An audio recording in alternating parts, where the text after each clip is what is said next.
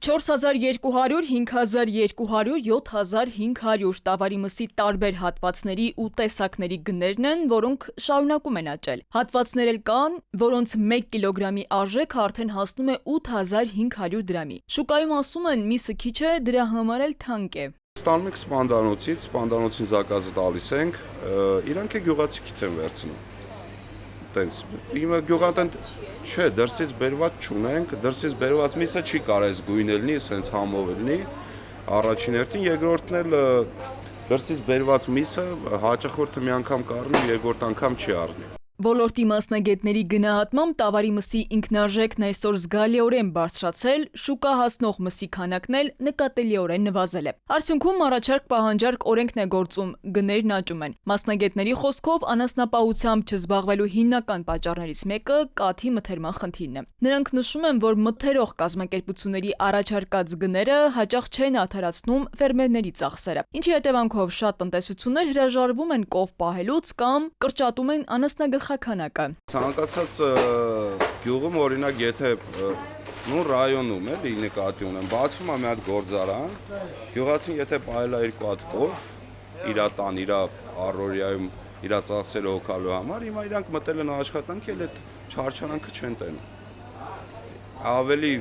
հեշտ ապրելու միջոցներ են գտել, անասնապահությունը հիմա գյուղացիներ չեն պահում, հիմնականում մեծ ֆերմատերերն են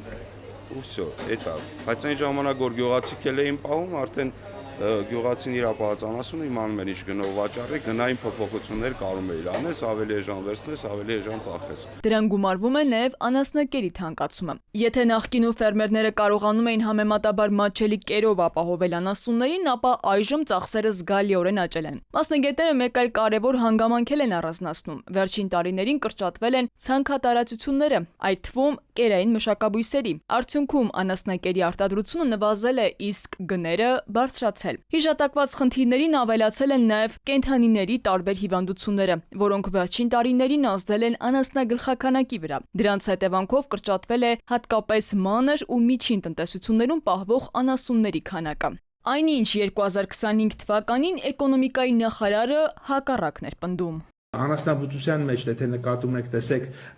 ուրեմն մսի արտադրությունը ավելացել է 7.3%-ով 25-ին 24-ի նկատմամբ, ուրեմն կովերի միջին կաթնատվությունը 25 թվականին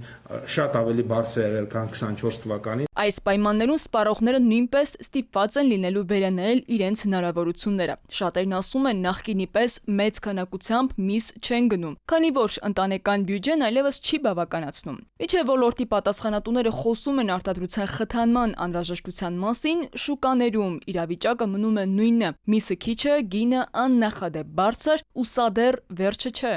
Քնարիկ Պետրոսյան, Տիգրան Հունանյան, ժամը լրատվական։